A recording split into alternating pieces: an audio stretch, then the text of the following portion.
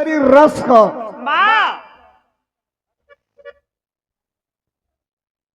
जब रस निकले ला तो के वीर रस कहल जाला। अब वीर रस बिरहा का जवन मर्दानगी होले जोने में जकरे पर डिपेंड होला बिरहा। वो अगर हल्लुक पातर मर्द हो गई तब वो बिरहा वीर रस को बिगड़ जाला। अब जगर वादा कैले हम लोग वीर रस सुने के तो इहो वादा करा लोग कि बिरहा के अंत में बहुत बड़ा है को प्रमाण बताई दे वीर रस के बिरहा में। तू एगो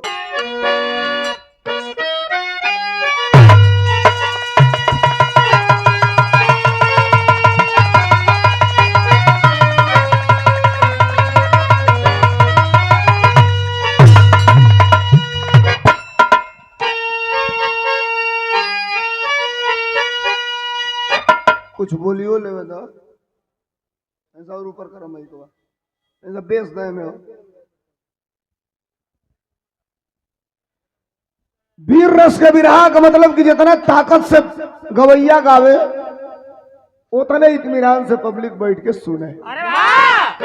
अल्लाह असली मर्दन का बिरहा एक बिरहा है आपके बीच में प्रस्तुत है। उम्मीद भाई आप लोग सुनवा लोग बिना कुछ बतियोले बिरहा में तरस कभी आनंद मिली, धूम तरज कभी बात मिली, कहानी भी आपके बीच में साफ साफ तस्वीर सामने आई। आजा मालिक चला।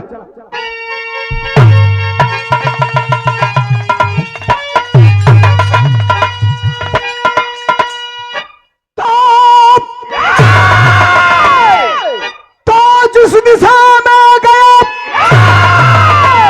वो दिशा हिल गई, अरे हिल गई मैदानी जिनके खंजर के आगे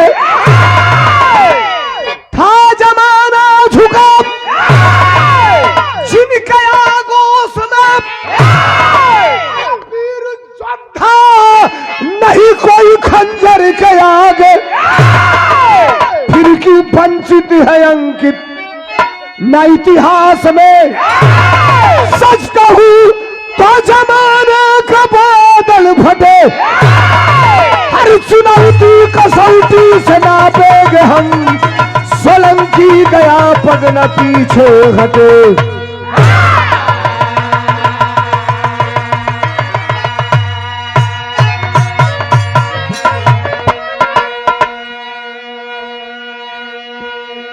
हर कसौटी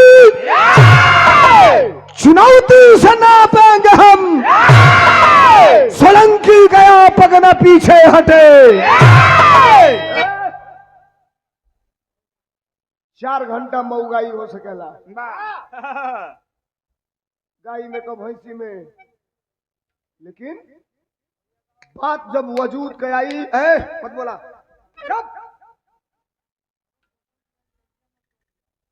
बात जब वजूद के आई और बात जब सम्मान स्वाभिमान के आई, अब बात जब मर्द के आई, हम कहिला कि बेटा यक्के होखे, लड़का यक्के होखे, मर्द होखे, 5 को बेटवा होखा अब 5 सारे मौका होखा, तब ऐसा बेटा पैदा करले कोनो मतलब नहीं खे। बिरहा अब सुनल चालू कैले हवा लोग, इत्मीनान बना के सुनिए लोग बिरहा हो कैसन। हम हाथ जोड़ल रही संजय भाई से, मुसाफिर भाई से, बार बार निवेदन कर रही भैया जब कहिया लोग तब आ जाई। बंगाल जाए के आसनसोल आज बिरहा, अब तो 2 बज गई, आज के डेट में 6 बजे से आसनसोल बिरहा। ये लोग कहल लो भैया समय से तो के छोड़ल जाई, लेकिन ये बेरा तो वीर रस गवा के 4 दिन के संति तो सधावे जाते हो लोग। हम अब तैयार है कि जब मर्दे का चर्चा करा दिया तो मर्दानगी नियर मर्दे का चर्चा हुई। हर कसौटी चुनौती से नापेंगे हम, सोलंकी गया पग न पीछे हटे। अब बिरहा में बड़ी खूबसूरत गजल का लाइन हो। अब हाथ हम जोड़त है, एहर से लेके एहर ले, रोज 10-20 हजार पैकेट में आवेला आपे लोगन के दिहल। ए बेरा दिहलो मत दिहलो मतलब ओसे नहीं खे, जितना गायब ओके दिल दिमाग लगा के सुन लिया लो, दुनिया के रुपया पैसा से बड़ा चीज बा। अब मास्टर कव्वाली है बिरहा में, कौन कव्वाली?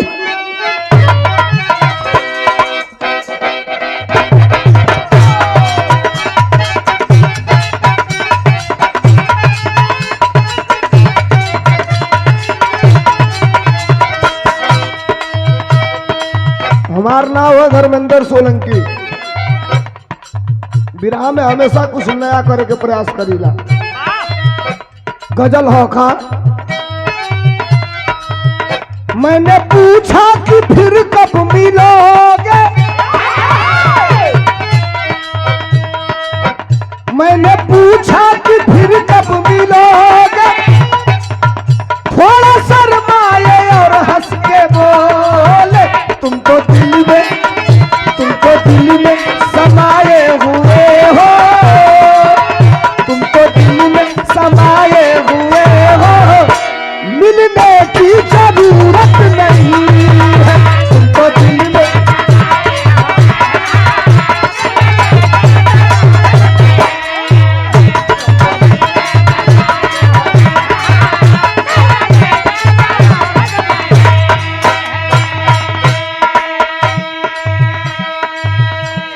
अब हम बिरहवा क्या कर गावत नहीं है भैया लोग? कौने वीर का बिरहा गावत नहीं, कौने बहादुर योद्धा का बिरहा गावत नहीं, तनी सुनिया लो कैसे मास्टर। जिनके तेगा से अंगार बरी से,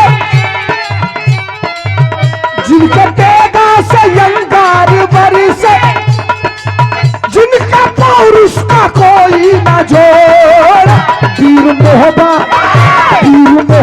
के सानी बड़े थे, वीर मोहबा के सानी बड़े थे, रथ पर रहती थी दुर्गा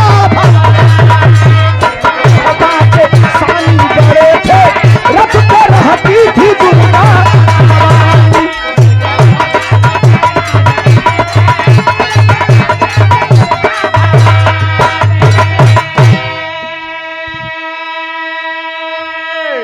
जिनके तेगा से अंगार बरसे, जिनके पौरुष का कोई न जोड़ा, वीर मोहबा के सानी बड़े थे, रथ पे रहती थी दुर्गा भवानी। महोबा का रहे वाला आला या रुदल, जकरे तलवार का चर्चा पूरा दुनिया में हो गई। फंस गई बात, बिरहा में से फंस गई। आवा तनी शुरुआत है बिरहा के संगत का कैसे मास्टर।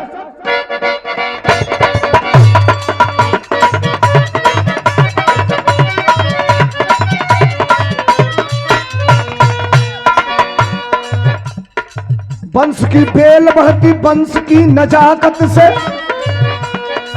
वंश का नाम होता वंश की हिफाजत से।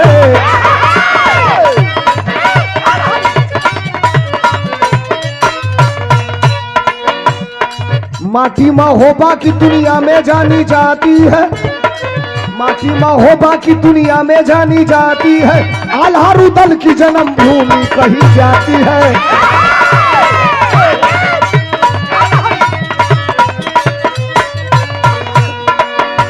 बिरहा शुरू कब से हो?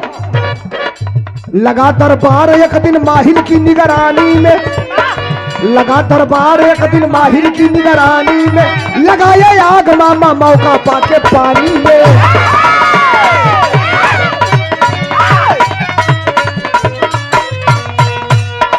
कहते वीर खुद को शर्म नहीं आती है, अरे कपूर तो तेरे बाप का जो खाती है।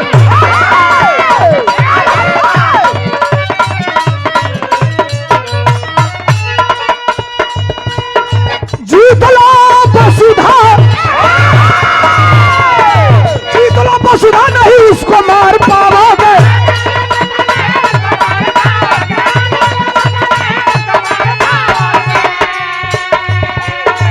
जीत लो वसुधा नहीं उसको मार पाओगे। कदम जरा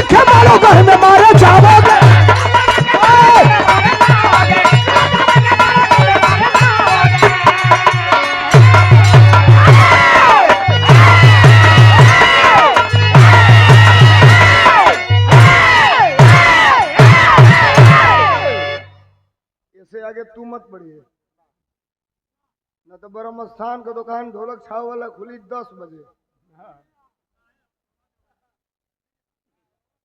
अरे तो काले छवा के झुराई कैसे? महोबा का रहे वाला दुई जवान दुई भाई आल्हा या रुदल तनी सुनिया लोग भैया हाथ जोड़े थे नौजवानों बुजुर्गों माताएं बहनें आप भी सुनना, ये मत कहना कि आल्हा रुदल की बात कर रहा है इसे हमको क्या लेना देना, मैं बताऊंगा आपको क्या लेना देना। सभासद भाई संजय चौहान जी गठबंधन वाले आदमी हैं हमारे, थैंक यू धन्यवाद। मैं कहीं से इंक्लूड नहीं किया इस मंच पे, आपने सीधे हमें कहा था कि केवल बिरहा आल्हा या रुदल महोबा में कर रहे वाला दुई को जवान एक दिन के बाद दरबार लगल हम मामा माहिल के निगरानी में, पूरा जनता बैठल हो। आल्हा रुदल दोनों भाई अपन तेगा तलवार लेके वही दरबार में प्रवेश कैल। अब प्रवेश कैल तो पूरा जनता खड़ा होई के ताली बजावल चालू कैलस। मामा माहिल कहना तलिया काहे बाजल ह आता ही महोबा का रहे वाला दोनों वीर दुनिया में हमन का नाव रोशन कैले। सब माई बहन तनी सुनिया लोग, बड़ी मजबूत बात है। जो बिरहवा खत्म करब क्यों सोहर एक लाइन गाई आप लोगों के सुनाई। हम सोहर का मतलब होला का पहले ही बिरहा सुने था।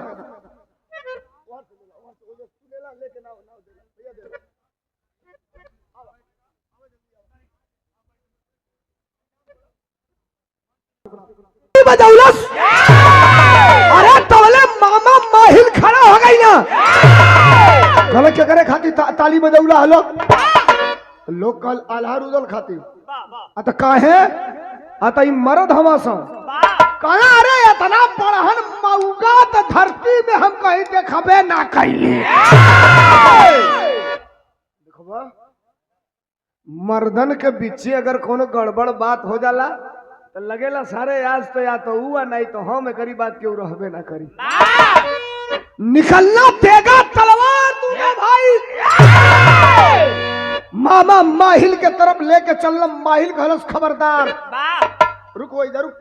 दोनों भाई रुकला सा कहला सा तू लो मर्द हवा, अपने आप के मर्द कहत हवा। आल्हा से पहले रुदल बोल देना कहा देख काट के गर्दनमा फेंकब फुटबॉल नियर गनगन गनन डगरा चल जाई। कहला हमार गर्दन कटी है बाद में, अगर ते मर्द हवे तो मारो गढ़ का रहे वाला राजा नाव जकर करिया तारे बाप का गर्दन काट के लेके चल गई। अयजुओ बरगद में टंगले बाऊ गर्दनवा हेंगा जब जब हवा बहेला तो खोपड़िया हिल ले।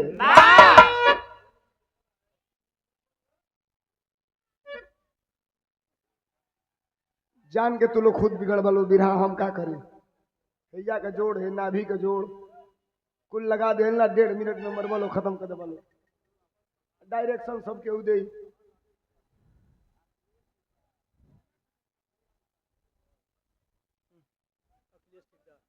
अखिलेश ठेकेदार के तरफ से 51 रुपया।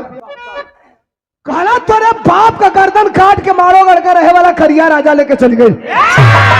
अपने दुआरी पर बरगद के पेड़ में टंगले हो इतने ना गर्दनवा काट के ले गई। और तोरे बाप का शरीरिया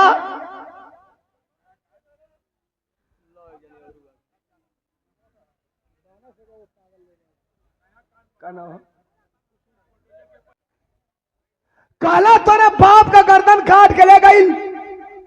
वही बरगद के पेड़े पर टंगले हा जो नहीं शरीरिया रहल शरीरिया इतरे बाप के शरीरिया के कोल्हू में डाल के पेरवा दिहल के मारो गढ़ रहे वाला करिया राजा। आ तोहरे माई का 9 लखा हार लेके चली गई। आ तू लोग दोनों जानी कहत हवा हमन का मर्द है जा तेगा तलवार हमन का चमकेला। अरे सारे मर्द रहते तो बाप का बदला ले लेते जा चुल्लू भर पानी में डूब के मर जा सा हमारे सामने मर्द कहवा सा तो खेखार के थूक दे तहन की मुड़िया पर। ए भैया लाठी गड़ासी भाला बंदूक का चोट दवाई मरहम पट्टी हुई तो ठीक हो जाई, बात का चोट करेजा में लग जाई तो दुनिया में कोनो डॉक्टरे पैदा नहीं खे जो ओकर दवाई दे दे। लागल बात का चोट और दोनों भाई वही जैसे वापस हो गई ना वही महफिल से तलवार ले ले हम भागल भागल आइल हम कहवा अपने घरे के करे लग गए तो देवला महतारी के लग गए। देवला माई बैठ के सवेर का टाइम हो देवगुरी पर पूजा करत बिया, बिरहा में तरज लग गई। हम तरज बिरहा में डाला था तनी सुनिया लो कवन तरज हो।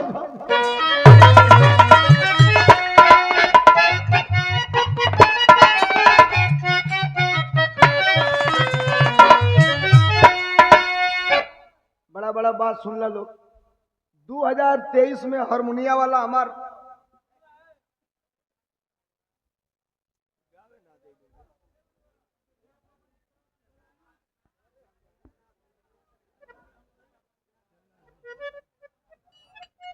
चला हम जेगा मन करूंगा गाइस हमारा काम हो जाए हम अपन लेके चल जाए बस।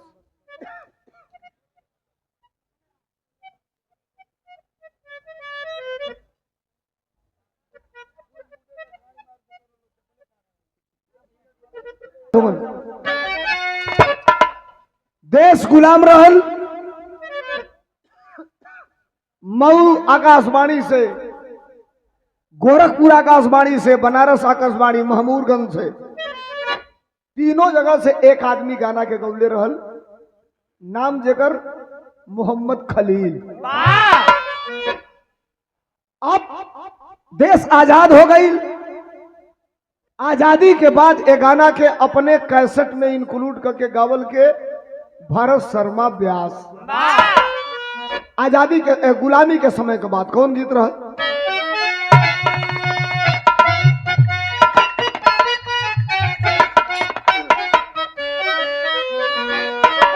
तरज हा कौन तरज हा मास्टर, कौन तरज हा? अरे खौलत खून रहल नस नस में, अरे खौलत खून रहल नस नस में, अरे देख के गुलामी, अरे देख के गुलामी त जवानी पाकल मोछिया पर आइन कुंवर के, जवानी पाकल मोछिया पर आइन कुंवर के।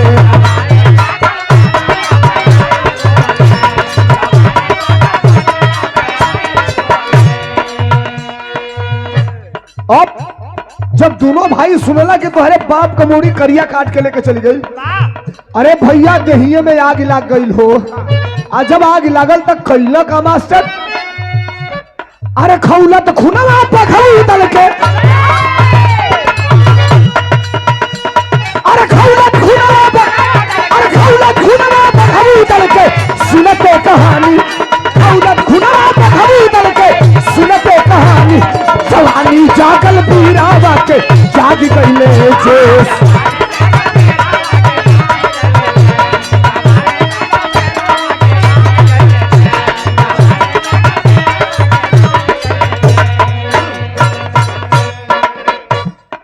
दोनों भाई आइल हमारे अपने माई के लगे, देवला मदारी के लगे, माई पूजा कर दिया। दोनों बेटवा आके कहला माई तनी खड़ा हो।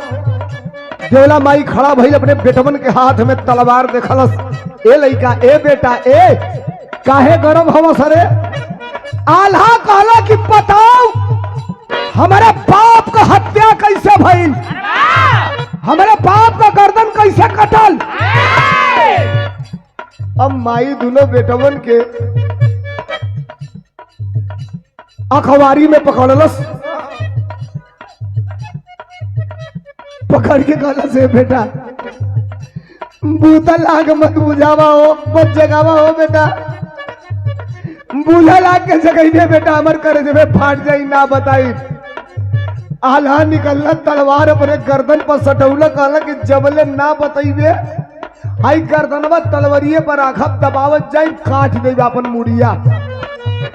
माई खड़ा होके हाथावा पकड़ के तलवारों वाला नीचे कर दियलस, कलस के ले जौने बात के अपने सीना में दफन कैले रहनी हते जानल चाहता लेना, तो ले बतावा तनी तोरे बाप अबे मूड़ी कैसे कटल, तेरे बाप का हत्या कैसे भइल, मारो गढ़ का रहे वाला राजा, नाव जकर करिया, रुदल 6 महीना का पेटे में रहला, चढ़ाई कर दिहलस, रात का हमारी अखिया के समहनवा तोरे बाप का तलवार से गर्दनवा काट लिहलस रे बेटा।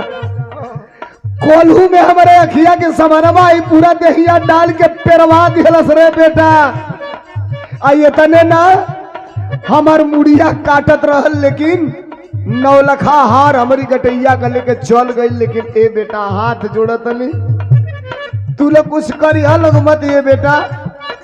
सिंदूर गवा दिहली, मुअला की बात 4 गो कंधा वाला तू लोग बचल हवा लोग, अगर तू लेके कुछ हो जाई तो हम जियते जी मर जाई भो बेटवा। अरे झटकार के दोनों हाथ हवा, आल्हा रुदल कहला सुन सुन सुन सुन, इहे जानल चाहत रहते बता दिहले, हमार प्राण बा के सुन का बतौलन। कसम तुहरे दूध कमाई जबले मुड़िया ना काटब,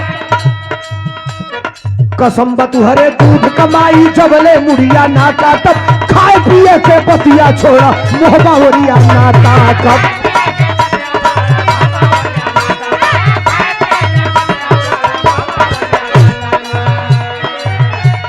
चमचमात का खींचे है, अरे चमचमात, अरे चमचमात, अरे ज्ञान से बने सानी, अरे ज्ञान से बने सानी, जवानी जागल बीरावा के लाग गईले थे, जवानी जागल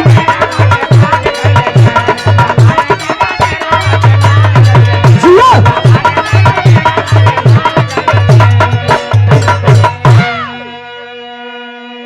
निकाल हला तलवार दोनों बेटा, कला खबरदार, जबले अपने बाप के हत्यारा का गर्दन काट के ना आवे लई रे माई, तबले न खाई जाई, न पियल जाई, न महोबा में मुंह दिखावल जाई। ऐसा पकड़लस माई दोनों बेटा मन के, पकड़ के कहलस कि सुन सुन सुन, अगर तोहनी का प्राण काली हलासा की बुद्धई का गर्दन काट के आई बस तो एक बात हमरो सुन लो सर, हमारे छाती का कसम बा, हमारे दूध का कसम बा, जइहा सा तो दुश्मन का गर्दन काट के अइहा सा, वापस आवे को होई तो अपन गर्दन कटा के अइहा सा, पीठ मत दिखाइया सा। माई के छाती की बात बताई, माई के छाती की बात बताई। हर आदमी अपने माई का स्तन का दूध पी के पैदा जियल हो, हर आदमी, में जितना लोग बैठल हो, हम हूं, आपो, हई माई बहन सबके हूं। पहले जवन लड़का अपने माई का 6 महीना 7 महीना 8 महीना दूध ना पिया सो, पहले लड़का 2-2 साल का 3-3 साल का 4-4 साल का हो जाता तो ले अपने माई के शादी का दूध पिया सो। जो लड़का अपने माई का 7-8 महीना दूध ना पिया सो तो के गौवा में लोग रिगावे के बाद सारे दूध कट्टू अपनी माई के दूधे नहीं के पिए। 8-8 महीना लड़का अपने माई का दूध पिया सो, इतनी घड़ी तो मेहरारू लड़का जन्मते ओके नेपुल धरा देता ली सर,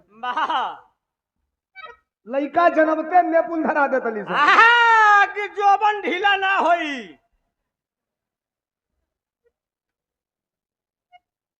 तू शुरू कर दिया ना। वीरेंद्र प्रताप जी की तरफ से एक बिरहा मैंने भी गाया है, उसको भी आप सुनिएगा, लेकिन एक बिरहा कल अगर सो कर उठिएगा यहां से जाने के बाद, भारत के इतिहास में पहली बार एक बिरहा गाया हूं अंबेडकर और संविधान, डॉक्टर B.R. अंबेडकर के बारे में। कलाकार केवल इतना गा देते थे कि अंबेडकर ने हमें संविधान दिया, अंबेडकर ने जीने का अधिकार दिया, खत्म हो गया। लेकिन मैंने जो गाया है सुनिएगा A से Z तक। किसी भाई ने फरमाइश किया है, मैं भाई को साधुवाद और धन्यवाद देता हूं। बात मिलियन की नहीं है, बड़े मिलियन गाने गए, 50-50 मिलियन। बात यह है आप उसके लायक है और आपको पब्लिक सम्मान देती है, ये मिलियन से बड़ी बात है। आइए बात पर माई कहलस की मारी जाई हासा, गर्दन कटा लिया सा, पीठ दिखा के मत आई हासा। अब माई का पैर छू के दोनों लड़का आल्हा रुदल आशीर्वाद लिहला आ चल दिए सब। आ जब चलला तब बिरहा में तरज लाग गई। कौन तरज हम मास्टर?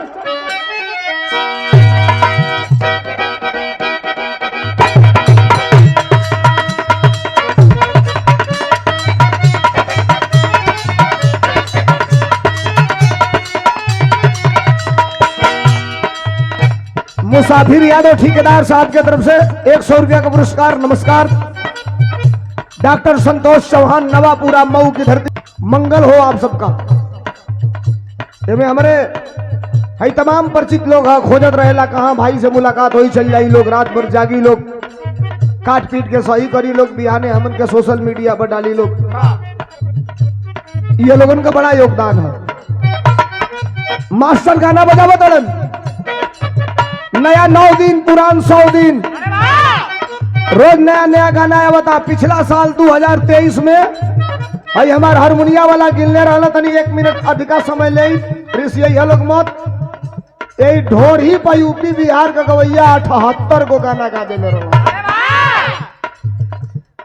अब हम का बताइए, या माई काकी बहनी बैठल वालो। पहले शादी ब्याह जग परोज में खाना बनावे वाला घर का लोग रहे, और नाचे गावे खातिर बाहर से बोलावल जाओ भाड़ा किराया पर। इतनी घड़ी कोनो फंक्शन पड़ता तो खाना बनावे वाला बाहर से बोलावल जाता, और नाचे गावे खातिर तो पूरा खानदान भर के लोग बटले बा डीजे पर। वही में माई नाचतिया, वही में फुआ नाचतिया, वही में बेटी नाचतिया, वही में बाप नाचता, वही में भाई नाचता, और वही में भौवा बिना तो वीडियो बनावतिया। कहतिया भाई साहब थोड़ा सा कमर को टाइट करिए ना एक बार, हिला हिला के। पहले भसुरे का परछाई काड़ल मना रहे, लाज लागे। अरे ये साउंड का, ये साउंड सिस्टम के तरफ से सूर्य मेहरारू मर्द के बीच कब बात है। मेहरारू अपना मर्द के पोल्हावतिया, पुचकारतिया। ए यूट्यूब वाला भैया लोग, घर से निकलत अगर कहीं मेहरारू हंस के बोल दियलस, वो आधा हंसलस आधा। ए सुरेश भाई, सुरेश भाई, घर से निकलत का मेहरारू अगर आधा हंस के बोल दियलस तो बुझा 2 चीज पर डकैती पड़ी। कौनो चीज पर हो? एगो पाकिट पर, दूसरा हथियारे पर। चाबी ले लिया सा, पर्स निकाल लिया सा। मेहरारू ह कह दिया, एगो बलमुआ कमाल करेला, एगो बलमुआ कमाल करेला, मारी के मुस्की निहाल करेला। एगो बलमुआ कमाल करेला, मारी के मुस्की निहाल करेला।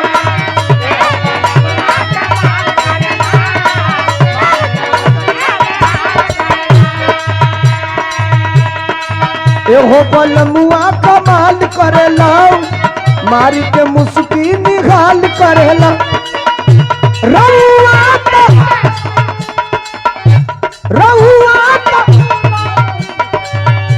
रहुआ तो चूमा जा राजा जी कौन हाल में, राजा जी कौन हाल में, जुल्फिया है बलमुआ राउर, जुल्फिया है बलमुआ राउर, गड़े हमारा गाल में, जुल्फिया है बलमुआ राउर, गड़े हमारा गाल में।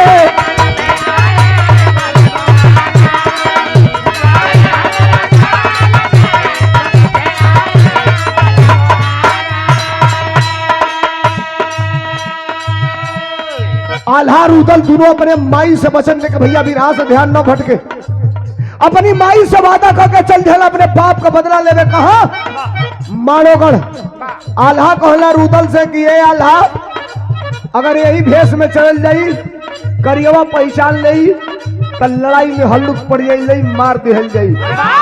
दोनों लोग केकर साधु का जोगी का भेष बनौना। आप भेष बना के चलना कैसे मास्टर?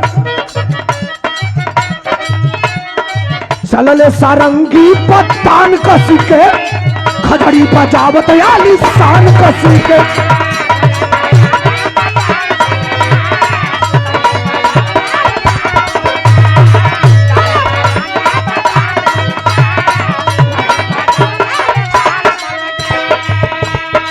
चलले सारंगी पतान कसी के खजड़ी बजावत आली शान कसी के अरे टीका पीर टुंडी कही के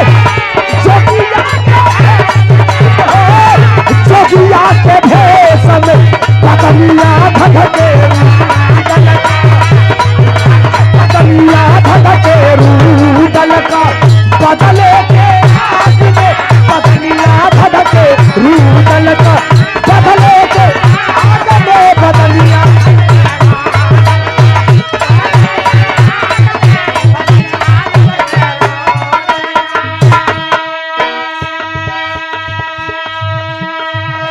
जोगी का भेष बना के साधु का भेष बना के घोड़ा आप अपने बैठ के आई गई हम कहा मारोगढ़। अब वही करिया राजा का जवन किला हो वही किलवा की पिछुआरवा ले जाके अपन घोड़वा रोक दिहल आ दोनों भाई उतर गई सो खड़ा हवा चुपचाप सुनत हवा कि घुसल जाके हर से किला में करियवा सारे बड़ा पहरा लगौले है चारों तरफ। एक बात बताई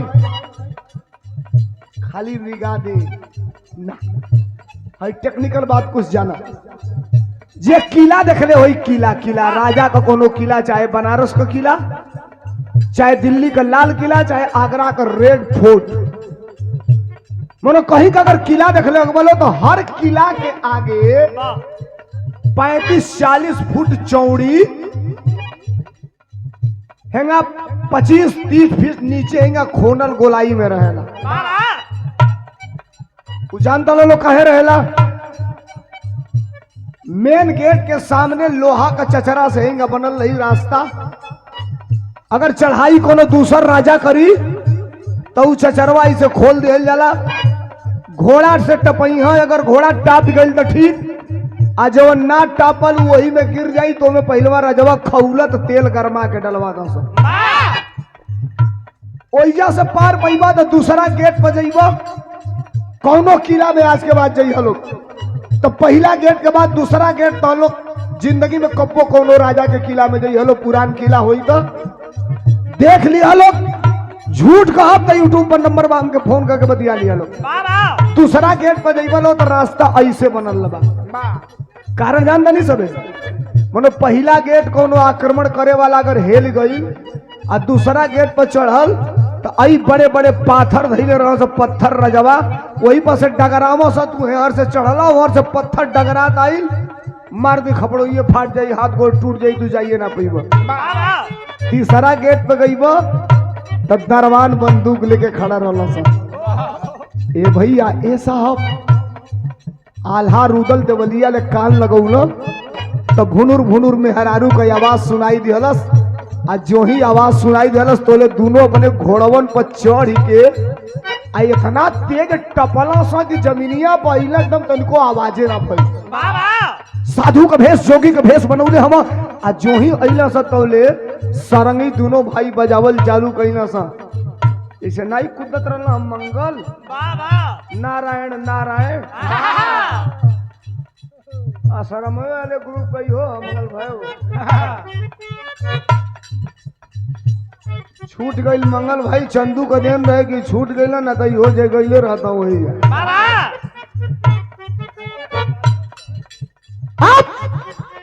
जो ही पहुंचल न तौले राजा का मलिकाइन करिया राजा का मेहरारू अपने सखियन के साथे बैठ के आपस में बात करत रहल तौले ये दोनों भाई कही ना सका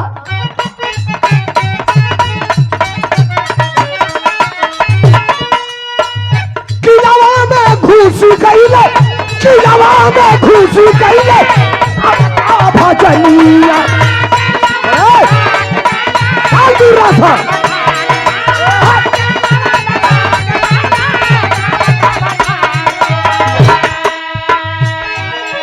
अरे रानी के मन मोहलत रानी के मन मोहलत मोहनी रजनिया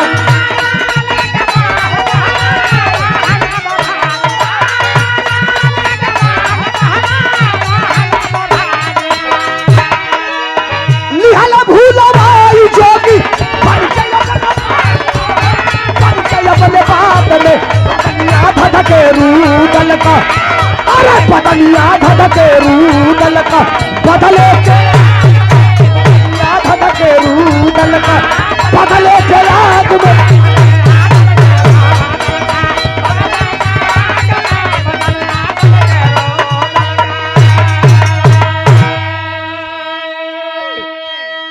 चढ़ी गई न किला पर, बाउंड्री फान गई न दोनों भाई, फान के बाउंड्री सरंगी सितार बजावत भजले रे मनवा तन मन में श्री राम राम राम। ई मनवा माटी में मिली है, आई है ना कुछ काम। ये भजन गावत वो रनिया के कुर्सिया के लगवा ले गई लो तो रानी देखलस इतना सुंदर साधु, आज ले धरती पर उतना सुंदर संत महात्मा करिया राजा का मेहरारू देखल ही ना रही। आल्हा रुदल के बारे में एक बात जो हम बताई ना बताई क्यों, वह अंतिम लाइन में बतावे खातिर आप लोगों के अब वहीं ले रोकले हैं।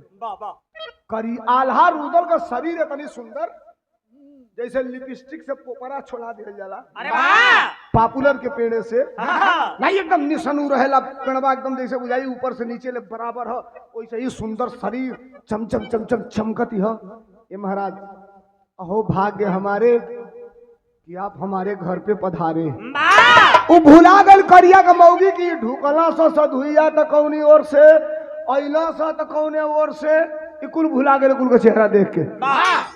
अपने लगवा आसन लगौलस बैठौलस और दासिन से कहलस कि जा सा जल्दी महाराज जी लोग सेवा सत्कार खातिर कुछ जल जलपान लेके आवो। दासी उठली से चल गई से, दू गो एक संगवा रुक गई से।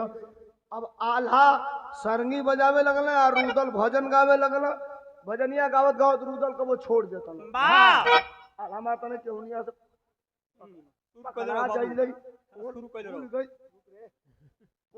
खुल गई तो कट के गर्दनवा ये हमन को टांग रुदल कहता तो तू ही बजावत तो उस सुरवा में तू ही गौता काहे ना काहे हमके बीच में लपेटा था।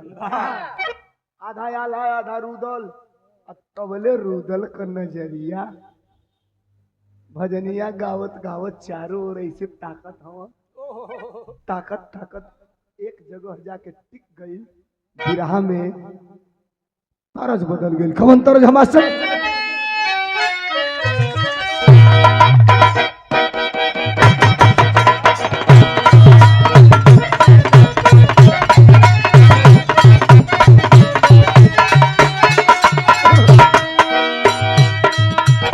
तरज घर से रउरा कहीं निकला तनी, मेहरा भी अगर कुर्ता पकड़ के खींच दिल पलट के रउरा तकली, अगर मेहरारू हंस दिलस तो बुझ लें कि जतरा वो दिन को बन गई।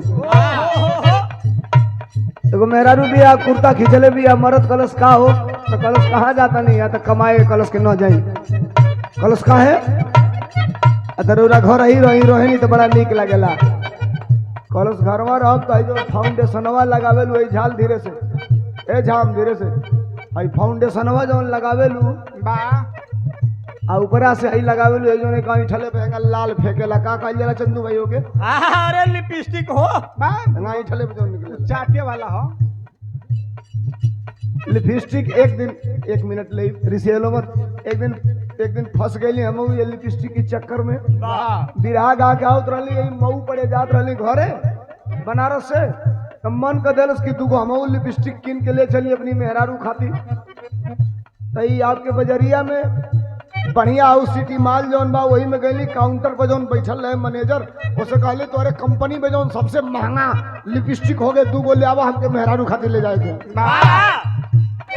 वो बेचारा पातर पातर दूगो ले आके दिहलस, गर्मी रहे रुपया रहे लग गए। बिरहा गौले रही 500 को नोट निकाल के काउंटर पर पटकली, कहली भैया काट के पैसा आया हमके फेर दाए में से।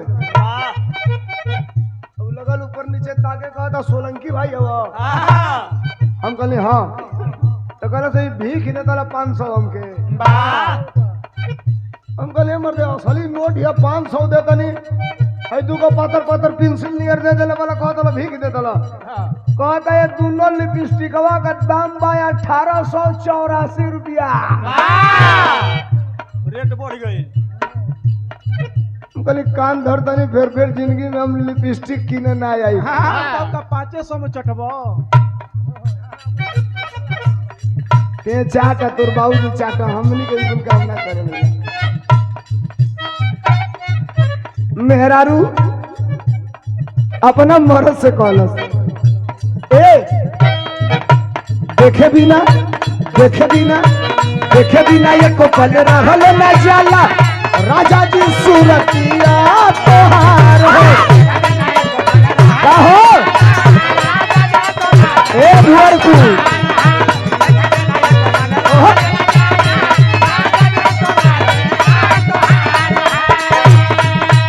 गतरे गतर भीतरे भीतर गद रही सुन के भीतरे भीतर गद रही सुन के मीठी मीठी बोलिया तोहार हो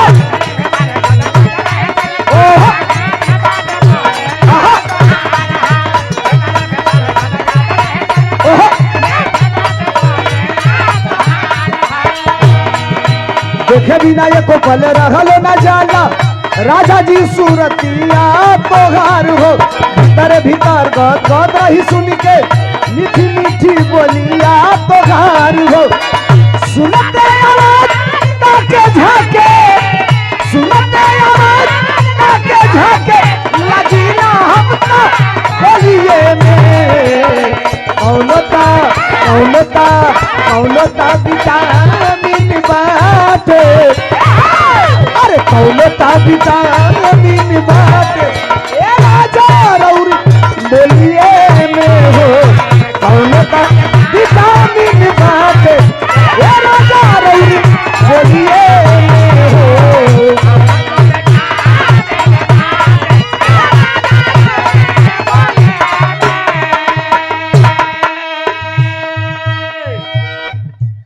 हाथ जोड़ा हूं आपके पैर पड़ा हूं और अभी भी कह रहा हूं जो विरहा में मैं इस विरहा के लास्ट में दूंगा शायद आप कल्पना नहीं करेंगे कि मैं देने क्या जा रहा हूं। आल्हा गावा तना भजन रूदल भजन गावा तना करिया की महल में तबले रूदल ताकत ताकत ताकत ताकत बरगद का पेड़ हो वही बरगदगवा की पेड़वा में एगो कटोरी नियर हेहिंगा लटकता डाढ़ी में से नजर टिकौलो तो खोपड़ी रहे झुरा गई रहे हई बरवा रसरी में बांध के वही डढ़िया में बांधल रहे नजर पड़ल जब 10 मिनट टिकौला तो उनके बुझा गई कि इंसान का खोपड़ी हो आ इंसान का ना हमारे बाप का खोपड़ी हो। यही मुड़िया के सारे करियवा काट के लेके आई हमारे माई के समन में आल्हा गावत हम रूदल गावल बंद कर दिया अब बंद करके कहला का मास्टर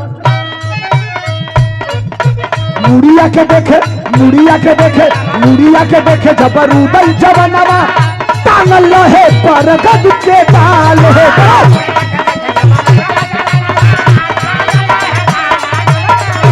वाह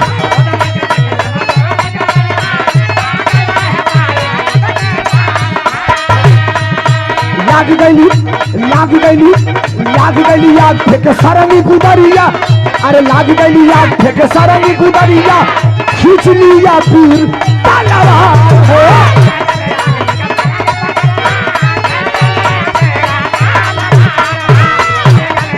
वाह बहादुर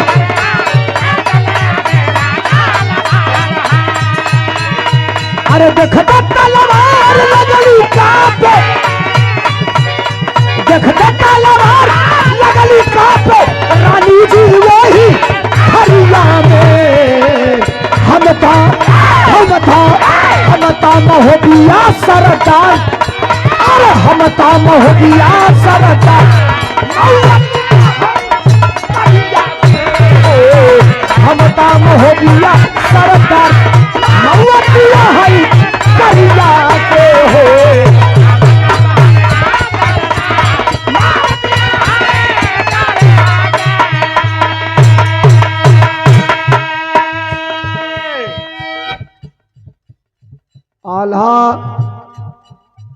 भजन गावतड़न रुदल गमछा गेरुआ फेंकल, कुर्ता फेंकल, सरंगी फेंकल, गेरुआ पगड़ी बहले रहला वो निकाल के फेंकल।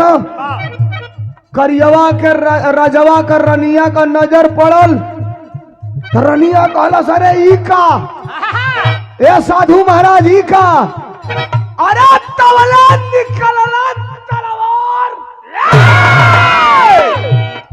काट के गर्दन अलग कदम कलस, खबरदार तू के हवा? कहला हमार नाव रुदल। और जौले रुदल से बतियावे लगल तो आल्हो निकाल के फेंको देले, हम लेके तलवार खड़ा, कहला हमार नाव आल्हा। हंसलिया ठेठा के करियवा का मऊगी, कहला सरे तुहने दोनों आल्हा रुदल हवा सर, तुहने दोनों जानी मरद हवा, बड़ा वीरता सुन ले रही है आल्हा रुदल का। सुना वीर हो के धोखा कैला, वीर हो के धोखा कैला, दिलवा करा तू जनल।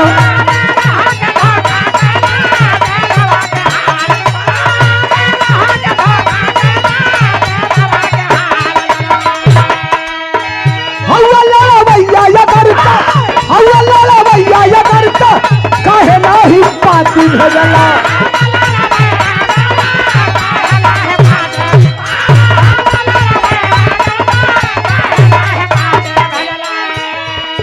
अरे तबला खबरिया लागी गईली महल में राजा करिया के, हमता महोबिया सरदार, अरे हमता महोबिया सरदार मऊतिया है करिया के हो, हमता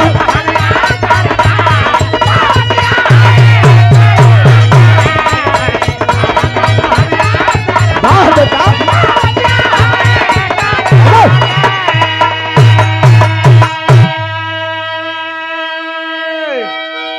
सुन लीजिए। अब 1 मिनट समझ के तब बिरहा के अंतिम पायदान तक आपको लेकर के चलूंगा।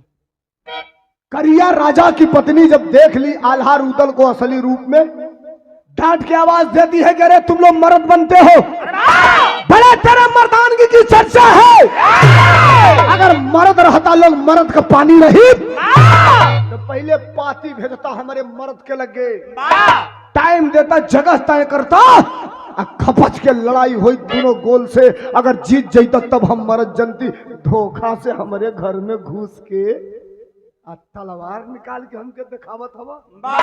अरे जान जाई हमारा दुनिया रजवा न छाती कट्टा में डलवा के तोहरे बाप का मुड़िया तो तलवार से कटले रहे, तहन लोग के तोहरे बाप का मुड़िया, तोहरे बाप का मुड़िया तो तलवार से कटले रहे, तू लोग के छठिकट्टा मशीन में डलवा के कटवाई जैसे छाती काटल जाए। तौले दूगो रानी का दासी ई नौटंकिया देख के, ई बतिया देख के भगली से जाके करिया में बैठ के पूजा पाठ करत हव। कली से तू पूजा पाठ करत हव, तोरी घरवा में दूगो ढुकल हव से देखत हई तोरी मौगिया के लूट के लेके चल जाला सब। अब उठल करियावा खाला सारे दादा हो, अरे सारे चोर के घर में ढिढोर बांध के लूटे कमन चली आई ले। उठल हा घंटा बजवौलस, टप टप टप टप घोड़ा घोड़सवार से खोल के चलत हवा, हाथी चलत या सैनिक कई हजार तलवार भाला लेहले चलत हवा। अब जब टाप का आवाज दोनों भाई सुनल, आल्हा ऐसे आंख उठौला रुदल की ओर, अब का होई? रुदल कहला कि अब मत पूछा, पहले बाउंड्री से बाहरा चलो करी बात पूछा अब का होई। आल्हा कहला तो कायर का काम है, भागल माई कहले बिया पीठ मत देखिए, गर्दन कटवा लिए, कलश मर दे हम भागे के कहा कहत हई, हम तो जुगाड़ लगावे के कहत हई। तोले पीछे माए हटत हम, रानी आगे माए चलती है दांत पीस के कटकटात, तोले पिछौड़े जंप लगौलो आ कूदला बाउंड्री, निशान रहे कि हमार घोड़ा कहाँ हम, वही घोड़न के पीठी पे जाके बैठला। पहले घोड़ों में बड़ा वो था जानकार थे घोड़े भी। रणबीर चौकड़ी भर भर कर चेतक बन गया निराला था, राणा प्रताप के घोड़े से पड़ गया हवा का पाला था। 5 में पढ़ल हमने गया, आप लोग पढ़े लोग बोलो। गिरता न कभी चेतक तन पर, वह आसमान पर घोड़ा था, वह दौड़ रहा है अरि मस्तक पर, राणा प्रताप का घोड़ा। सुभद्रा कुमारी चौहान की ये कविता थी। पहले किताब आवे भैया 5 में हम पढ़ली, तू पढ़ लो तो वह किताब अगर सही रहे तो जिल चढ़ा दे ला, फूआ के यहाँ चल जाओ, फूआ का लड़का पढ़ ले वही से। गलती कहीं तो बोलिए लो। वह किताब फूआ के यहाँ अगर सही सलामत रहे तो भैया के ससुराली चल जाओ, भैया का सार पढ़ ले। हम कुछ बढ़िया बात आप लोगों के बताई, निक लागे न लागे अलग का बात, हम बढ़िया बताई। इतनी घड़ी तो हर 6 महीना के बाद किताबिये बदल जाता सके हुए में स्कूल वाला हो तो ये लो मत। हर 6 महीना के बाद सुनबो लोग 30 रुपया का किताब, जो ने स्कूल में तार लड़का पढ़ा था 4 का, अगर लिस्ट ले लिया किताब को कि हमारे लड़का का किताब किने के बाद, बुरा मत मानिया लोग, लिस्ट लेके चुपैबा तू ऐसा पागल है बैठ बोलबा तू, अब ढेर हाथ जोड़ कहीं चुपा, सरकार मालिक हवा तू मर्दे सुसु को जो लगा वही। अब पहले किताब कम पैसा में मिला सब, जो ने स्कूल में तार लड़का पढ़ा था 30 रुपया का किताब 300 रुपया लिस्ट बना के लिया था, तार मजबूरी बाकी के देवे के बैले के तार लड़का वही में पढ़ा था। ए साहब लोग यूट्यूब वाला भैया तन हाइयो चढ़ैया लोग कहता कि पहले लड़का दाल या भात खा के या माड़ भात खा के आ भाते में नून आ तेल सान के खा के पहले लड़का पहलवान हो जा सो। ओकर कारण रहे 4 साल का लड़का बा स्कूले जाता आ कान्हे पर जो करी बेग बा कापी किताब वाला, तो लड़कवा के तोहरी वजन बा 11 किलो और बेगवा तौल ले तो ओकर वजन होता 16 किलो। बादाम पीस के पियाव 11 किलो का लड़का 16 किलो का बस्ता बा, वही में दवाई बा नीचे में जाता स्कूले पढ़े केतनो खियैबा ऊपर में कहा नीचे में का नीचे ही में दवाई बा। छोड़िए साहब, करिया राजा जब इतनी बात सुनना चलल हम आ दोनों भाई आल्हा रुदल पिछौड़े कूद के अपने घोड़ा पर बैठल हम। आल्हा काला करे अब का होई, काला मेन गेट पर चलो। आई हम मेन गेट पर, रुदल से आल्हा कहला अगर भगबे तक कायर होई अपने गर्दन हम काटब अपने तलवार से। कहला अरे मर्द पागल हवा, जौने राजा का गेट का गुंबद अगर टूट जाला तो समझो वो राजा का गर्दन टूट गई। कहला तब कहला हम बताओ थे बिरहा में टेरी लग गई भइल का मास्टर।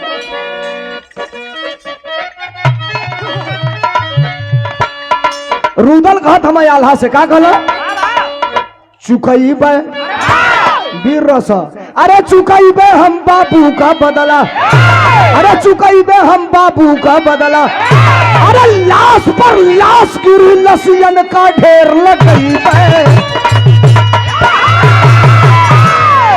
लाश पर लाश गिरी लसियन का ढेर लगई बे, चुकई बे हम बाबू का बदला।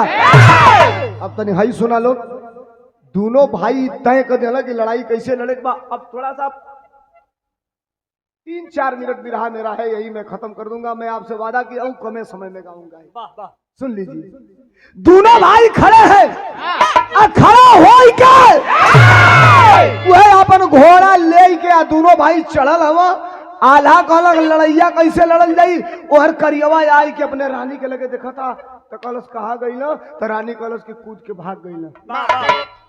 अब करिया गेट के लगे कई हजार फौज कई हजार सेना लेके खड़ा हो कि गेट खोलवाई, और गेट खोलवा के जहां होगा सब दौड़ा के अपने तलवार से कटवा के मारो।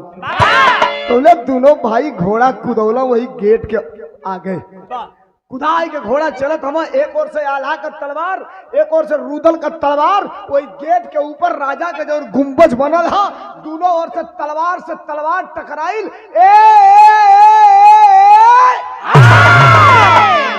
गुंबज कटल है, राजा के गेट का आगे ना गिर के ऐसा स्टाइल से काटल गई कि वो अंदर के माहे गुंबज गिरल, 8-10 गो रजवा का सैनिक तब दबा के उन्हें मर गया। जब राजा का गुम्बज गिरल, राजा का लगल कि मस्तके हमार कट गई। अरे खोलवाई के केवारी ललकार के अपने सेना के आदेश दिहलस, एके बेर फौज निकलल है। जब निकलल है तो हर से दोनों भाई का प्रोग्राम का रहल, बहरवो कई लोग के सेट कैले रहल। ललकरले हमर रुदल अपने आला भैया के भैया तनिको डगमगई मत, विश्वास जगमगा जाई तो गड़बड़ हो जाई। ललकार के कहत हम चौलरिया लगल बिरहा में। कैसे मास्टर?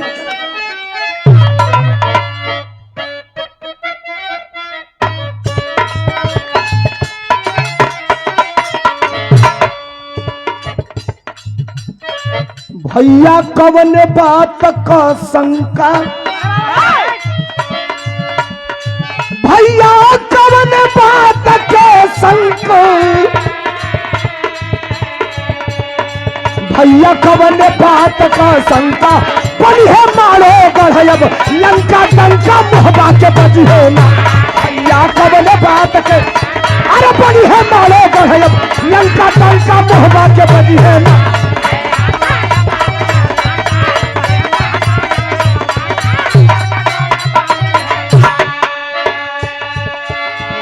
तपीरवा बन गईले मतवा,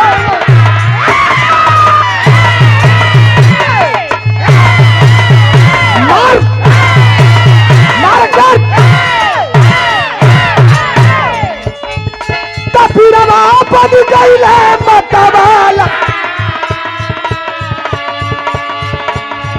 तो लइके चलले बरछी भाला, लइके चलले बरछी भाला।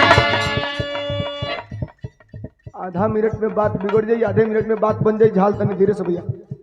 दोनों भाई खड़ा हो, राजा का गुम्बज टूटल हो, राजा का यार से सेना चलल है तो संगवा में आके खचा खच दाहिने अब बाएं दोनों भाई के तरफ फौज खड़ा होती है। कौन फौज?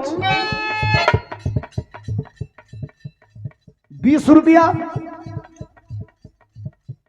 चौहानों की बस्ती है, पृथ्वीराज चौहान का नाम। हम तो खड़ा भइली तब्बे कह दिली 4 बांस 24 गज अंगुल अष्ट प्रमाण, ता ऊपर सुल्तान है मत चूको चौहान। ऐसे बढ़न बात कौन हुई? ये 21 रुपया देकर के सम्मानित किए भैया के। नमस्ते प्रणाम। दाहिने बाएं दोनों तरफ के खड़ा है यार उधर के। संग में मल खाटे भातीवारी, संग में मल खाटे भातीवार, चढ़ले किला पर ललकार, काटे जैसे डंका, जैसे काटे फसल कृष्ण का डंका बुहबा में बजी है। अरे डंका बुहबा में बजी है।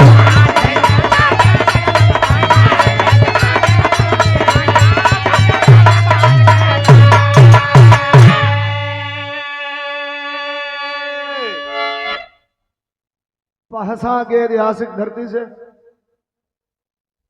जयराम यादव भैया के तरफ से 51 रुपया देकर के सम्मानित किया गया है। जयराम भैया के चरणों में कोटि कोटि नमस्कार, आप सबके प्रणाम।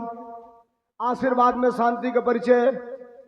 आधा घंटा गौली की 40 मिनट गौली घरे जा लोग। मन परे कि बड़का कमहरिया में बिरहा भइल है तो धर्मेंद्र सोलंकी कौन बिरहा गौले रहा, दिमाग में घुस गई तो हुए हमार कमाई है। ना घुसल तो कोनो मतलब ना आइल। दरोगा जी कहना भूलियावलो मत, पसेना निकाल के गाँव हम कहनी अल्लाह जब तू कह दिल तब चढ़ गई ताव पर, कि तो मर्दे पर या कि तो बर्दे पर। भैया के तरफ से भैया के नमस्ते प्रणाम। बिरहा का मेन पॉइंट है सुनिया लोग 51 रुपया का पुरस्कार। शोभा ज्वेलर्स घनश्याम वर्मा बड़की कमहरिया, ये जो सामने दुकान है, फैंसी आभूषण के निर्माता। मलिकाइन के टीका बनवावे खोखे, काने में के बनवाओ खोखे, नाकी में के बनवाओ खोखे। पैसा रहेला तब वो भाई बना के दे देना, ना रहेला तो 1.5% पर 2-4-6 महीना खातिर उधारो बाकी दे देना।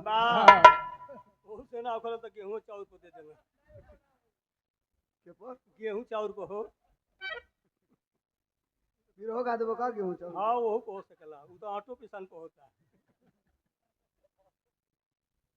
हम ना चाहत रहे कि बेवजह हंसी मजाक हो के मर्द को बिरहा हो तनी से रुका बिरहा का मेन पॉइंट है बात मर्दन को देखो बात कट जाले तब बात बिगड़ जाले वाह अब करिया राजा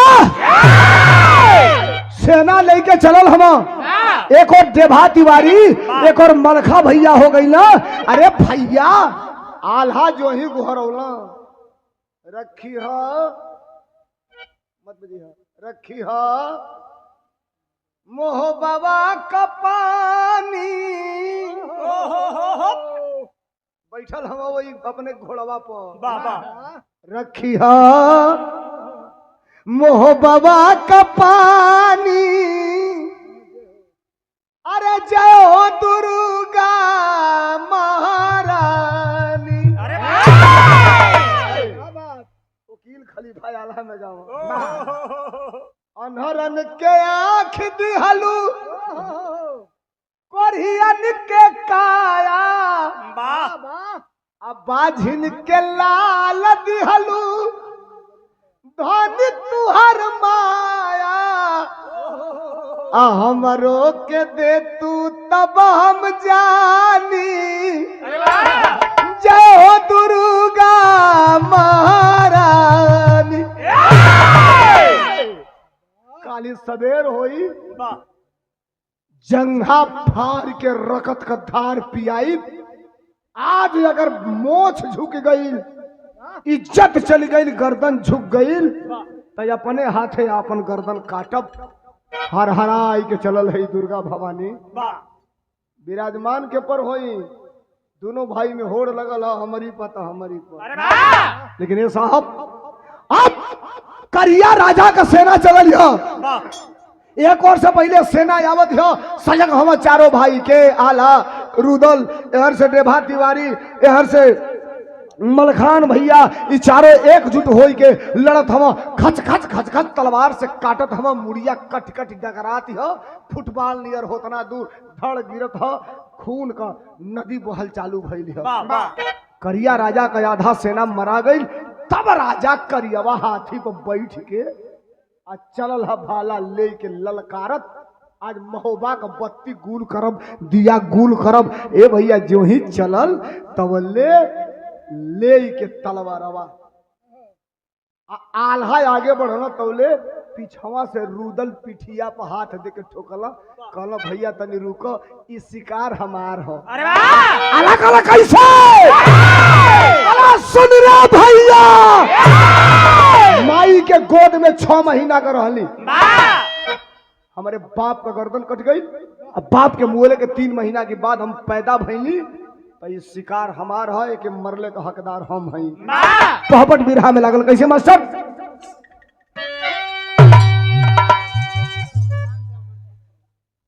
अमरजीत भाई स्वर्गीय मंजू देवी के नाम पर ब्रह्म स्थान से 21 रुपया मालिक सुखी रखे पहपट है कैसे मास्टर अरे मारो गढ़ में बज गई ले नगरवा जंगी जोगियन के अरे मारो गढ़ में बज गई ले नगरवा जंगी जोगियन के लाल लहू में बरसल बाबा तरवा जंगी जोगियन के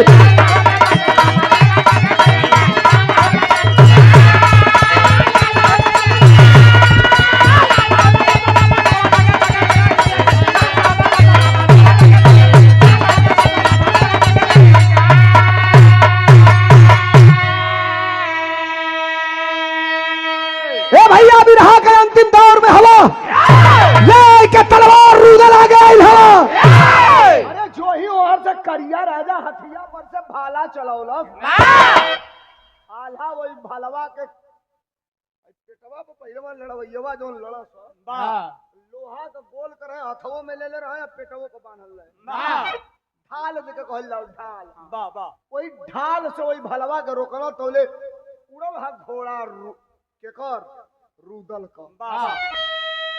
घोड़ा के एड़ा मरल कहला आज ना तो फिर कबो ना। अरे वाह आ जो ही घोड़वा उड़ल तोले गजब हो गए भैया। का भाई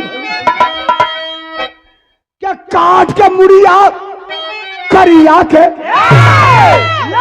तलवार ऐसे नचावत नचावत नचावत घोड़ा जो जो ऊपर उड़त हो आ समानांतर वही हाथी के घोड़ा का मूड़ी हो आ तौले चलल हवा यार से तलवार लेके भाला फेंक देले हो हाथ होकर खाली हो गई ले अब वही कुछ निकाले तौले रूदल का तलवार एक गर्दन पर पड़ल।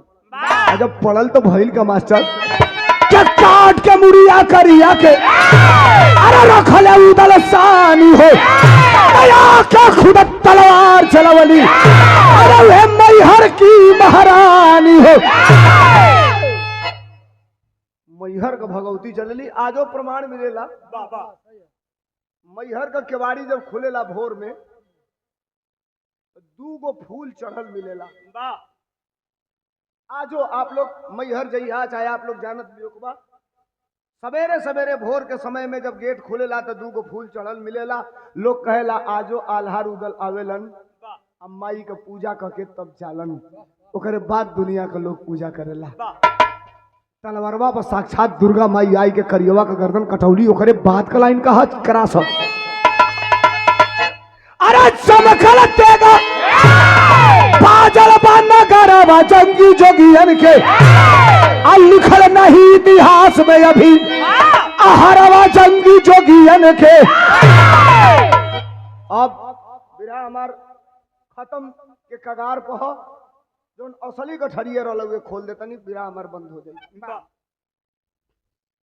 काट के गर्दन करिया का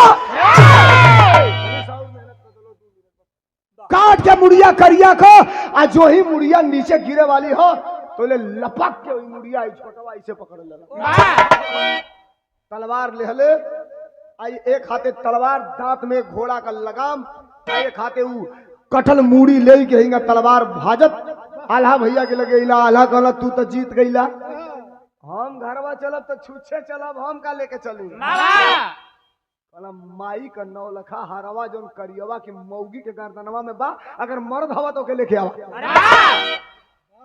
तौले जब रजवे मरा गई तो सेना कहाँ रुकतिया भागल है सेना तोले आल्हा चलल हवा करिया के मेहरारू के लग गए आई के ले आई के तलवार गर्दन पर लगौलो कलश काहे तो कहला कि 9 लखा हार रिटर्न करो ना तो गर्दन में काटब निकाल के 9 लखा हार तलवार की नोक से ऐसे गटई में से निकलना वही में नचावत लेके चलल हो एक हाथे मूड़ी रूदल एक हाथे तलवार में 9 लखा हार लेके आल्हा हर तनी माई का हाल सुना जब से ही दोनों बेटा गईल हो न कुछ खैले दिया न पियले दिया एकदम ध्यान मग्न होके अपने देवकुरी पर बैठ के अपने देवी के याद करत बिया हाथ जोड़ले हम मुड़ी पटकत किया देवकुरी पर अगर एको बेटवन के हमरे कुछ हो जाई तो अनर्थ हो जाई आज अपने मुड़ी पटक पटक फोड़ के जान दे दी तो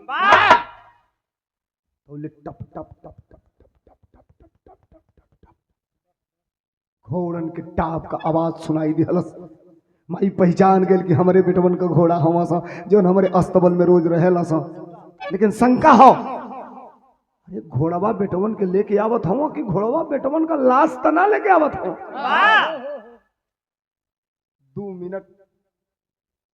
मिनट आंख जब खोललस माई जो ही अखिया खोललस तो ले रूदल समनवा आइल हो ऐसे मुड़िया टंगले हो कोई जमीनिया पर माटी का लीपल देवकुर वही जमीनिया पर मुड़िया पटकला फच दे करियवा का मुड़िया गिरल फचाक दे छींटा भर मुहे माई के पड़ल अचारा उठा के पहले तो मुहवा पोछलस जब अखिया खोल के ताकलस ठेठा के हंसलस एक के बेर माई खेखार के एक के बेर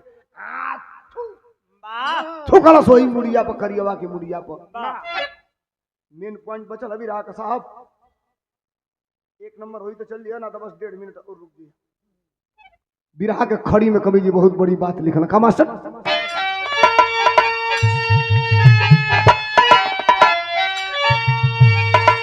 अरे धन्य धन्य पलकारी धन्य गोदी के हीरो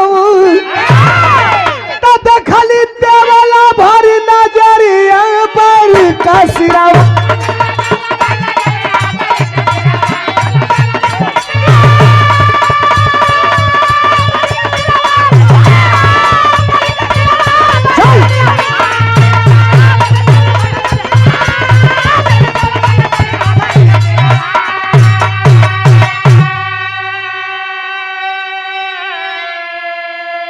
अब विरह पैक मेन सारांश का विरह का निकलल। धन्य धन्य बलकारी धन्य गोदी के हीरवा, देखली देवला भर नजरिया बैरी का सिरवा। अब अपने दुश्मन का, अपने पति के हत्यारा का गर्दन जब देवला देखले हो सामने, करेजा में ठंडक पहुंचल हो। लेकिन एक बात आप लोग कंफ्यूज हवा, एमे आधा लोग ई जानत हुई, अधिकतर लोग ई कहेला कि आल्हा रुदल अहिर बिरादरी करला। जनरली तौर पर लोग कह देला, लेकिन ना। गूगल है आपके पास, मोबाइल है, गूगल के टच करो, पूछ लो कि आल्हा रुदल किस बिरादरी से ताल्लुकात रखते थे। सबसे पहला जो प्रमाण बताएगा विकीपीडिया। विकीपीडिया खोलिएगा, विकीपीडिया। उस विकीपीडिया में ये प्रमाण बताएगा, ए भैया ए, विकीपीडिया में ये प्रमाण बताएगा कि आल्हा और रुदल अहिर बिरादरी के नहीं थे। किस जात के थे मास्टर? रखले बना भर, रखले बना भर जतिया से ताल्लुकात हो। अरे भाई ना बियाह भी ना खूनी बरसात हो।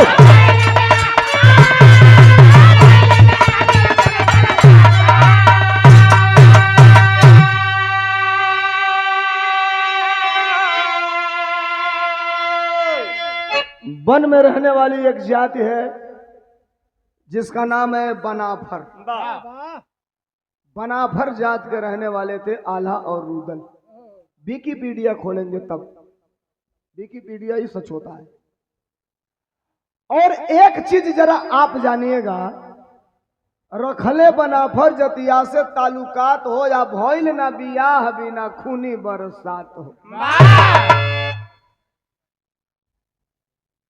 आल्हा और रुदल की शादी को वो बरच्छा देके तिलक चढ़ा के बेटी वाला घरे जाके तय कह के ना कैलस।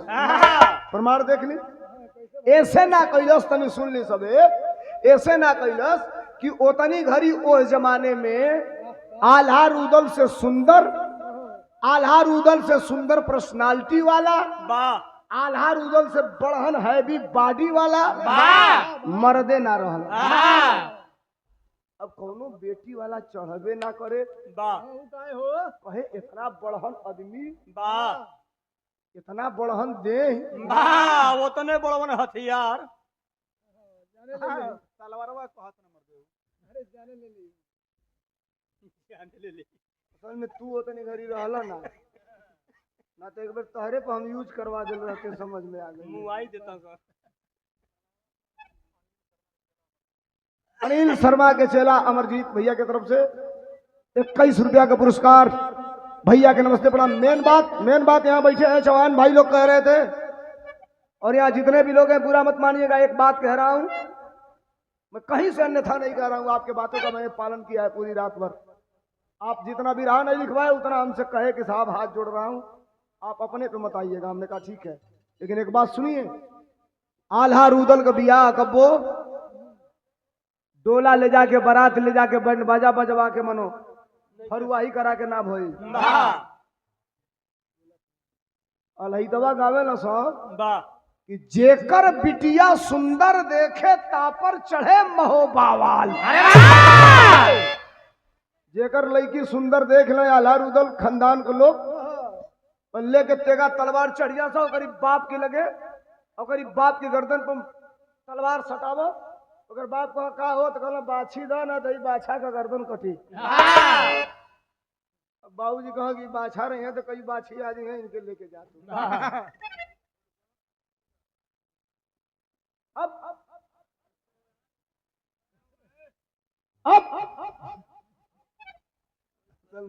अब सपना में दूसर कुछ बुझाला दवैया ले ले की बात कोई सपना में। वाह अब छोड़ा आज ये आल्हा रुदल के बिया आल्हा रुदल के खानदान का बिया डोला ले जाके ना भाई वाह ए भैया अलहिता गावे ला कबो कबो तो बड़ा झूठ गई यहाँ सब वाह आला आप लोग सुने ला कुछ अलहिता बड़ा पवर्रा गावे ला सब वाह एगो तो अलहिता गावलस कि भैंस भी आइल माड़ो गढ़ में पड़रू गिरल खंडवा राज बताई सब है ना माड़ो गढ़ से खंडवा राज का दूरी 140-50 किलोमीटर भैंस भी आइल माड़ो गढ़ में पड़रू गिरल खंडवा राज इतने लगनी मत रहल एगो तो लहिता गौलस की पनवा खा के सोनवा थूके बिगहन खेत लाल हो जाए पंप सेट रहलू मुंह रहे कि पंप सेट रहे सारे के बेर भूंज करे कि 1 बीघा खेत लाल हो जा पानी में कितना ताकत एक गवैया गौलस की तौल के मुक्का रूदल मारे 9 कोस निहुर ले जाए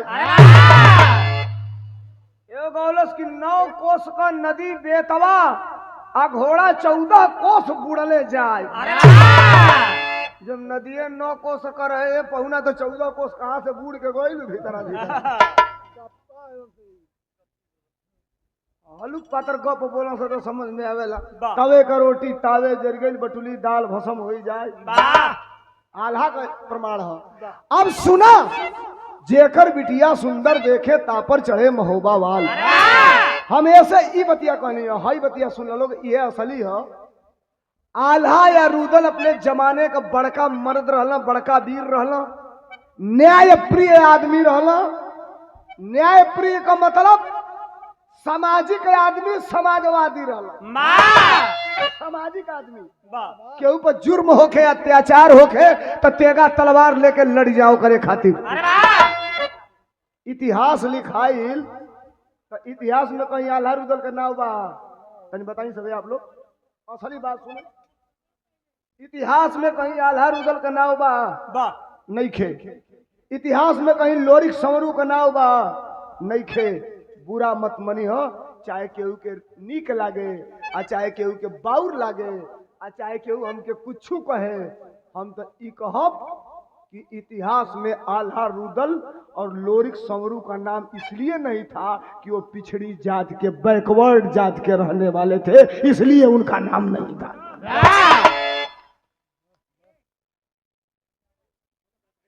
ये कहे को बाला से कुछ ना कहना सा तार काट देना सा कहा गई फ्रीडम फाइटर स्वतंत्रता संग्राम सेनानी ईटा चोरा के लेके चले ना सा अंग्रेजी पुलिस पकड़ ली हलो तो का हो गई आ तो स्वतंत्रता संग्राम सेनानी अहे जाए 1000 गर्दन कटलो वीरन का नामे ना लिखाई एगो बिरहा हम गोले बनी सुना लोग भाई कलकत्ता का गैंगरेप एक सुनिया लोग ही हो लेकिन एक बिरहा हमार सर्च करिए लोग हमार बाके चमार वीर बाके चमार जौनपुर का रहने वाला एक बहादुर क्रांतिकारी हरिजन जात का हमने शुद्ध लिखा कि क्रांतिकारी बाके चमार का बिरहा सुनिया लोगों के बहन बेटिन का इज्जत बचावे खातिर 87 वार तलवार का या 24 को गोली अपने शरीर में खैलस लेकिन अंग्रेजन दलालन से कई गो बहन का इज्जत लूटले से बचौलस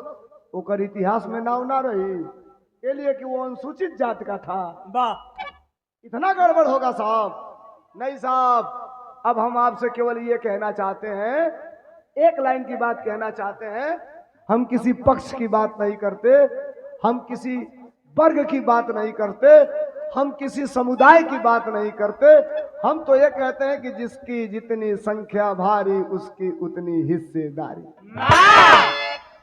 साहब बिरहा खत्म भइल आल्हा रुदल अपने बाप का बदला लिहला काट के मूड़ी करिया का लेके अइला बात हमार खत्म भइल अंतिम लाइन के बाद एक लाइन ए भाई एक लाइन